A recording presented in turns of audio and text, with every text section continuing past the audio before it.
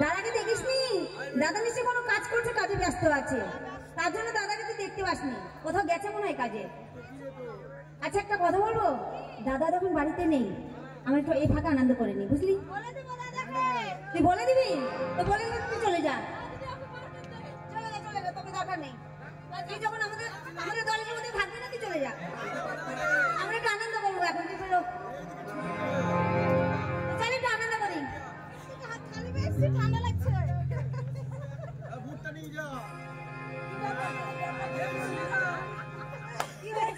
তুই কি ছোট দিন দিন বাচ্চা হচ্ছিস না? কি পড়েছিল মাথায় ও বুধু বাচ্চাদের মতো? একটা কথা বলি শোন, তোদেরকে একটা কথা বলি, আমাকে দেখে তোদের হিংসা হয়? আমি সাজুগুজু করি না, সব ঠিক আছে। হেয়ার ব্যান্ড পরেছি, হেয়ার ব্যান্ড, চুলগুলো সামনে চলে আসছে না সেই জন্য। বেশ, যদি তোর অত মন খারাপ করে, কালকে থেকে আমি তোকেই দিয়ে দেবো, তুই পড়িস। তোকেও বাচ্চা বাচ্চা লাগে। এটা আনন্দ কর, তুই যখন আসলি ভালোই হলো। তুই কর, আমি তোদের সঙ্গে করছি।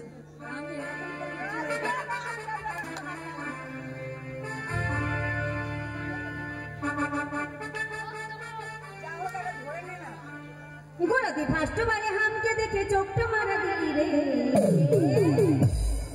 গোড়াতে ফার্স্ট বারে হামকে দেখে চোখটা মারা দিলি রে, খচা খচা খচা খচা খচা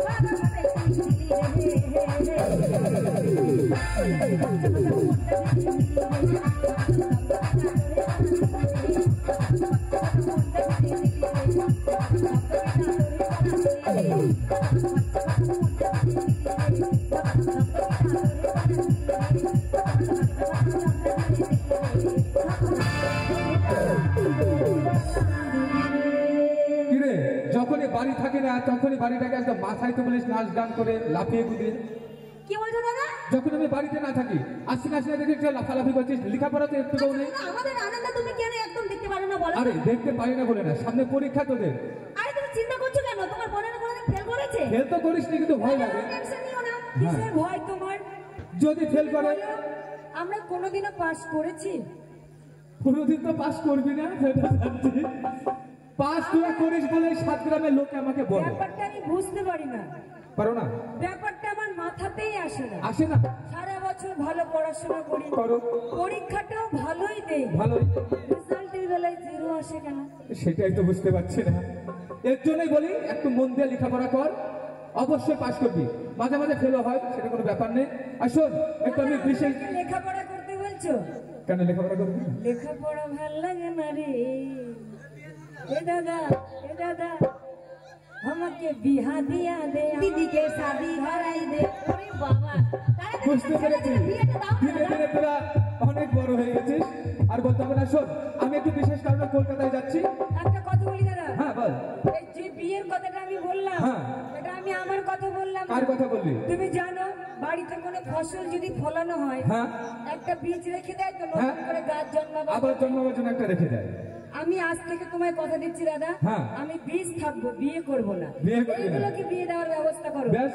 এদের ফোনের অত্যাচারে আমার ঘুম আসে না। ঠিক আছে, এক এক করে বিয়ে দিয়ে তাড়াতাড়ি বিদায় করে দেবো। হ্যাঁ। ঠিক আছে, আমি একটু বিশেষ কারণে কলকাতায় যাচ্ছি, তাই তোরা আমার ছটা বোন, আমি যখনই যাই কিছু না কিছু নিয়ে আসি, তাই জিজ্ঞাসা করতে আসলাম যে তোরা কি কি নিবি।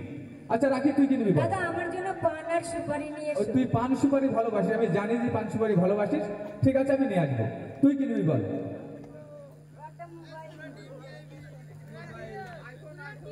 কি নিবি বল, কি নিবি? হাসছিস কেন? দাদার সঙ্গে লজ্জা করছিস চাইতে?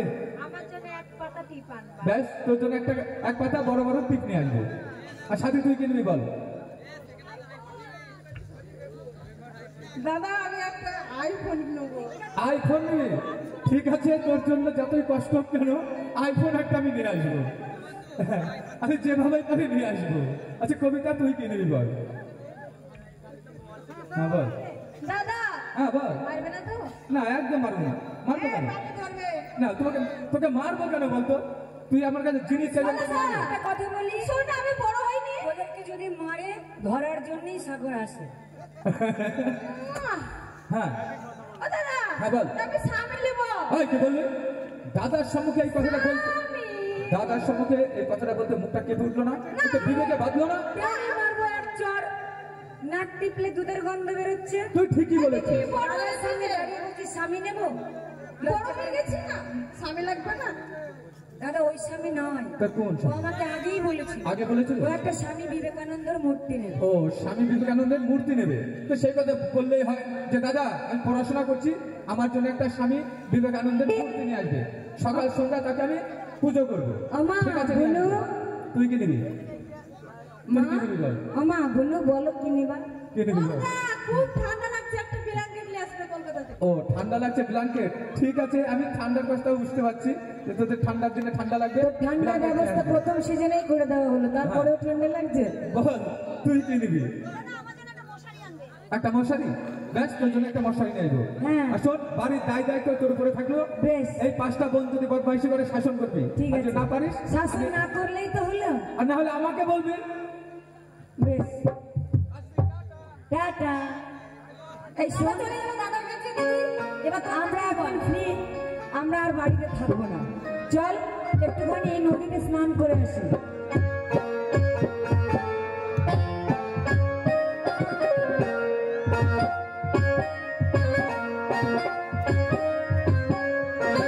चले गए कलिया डूबिया गाया गंगा की पानी।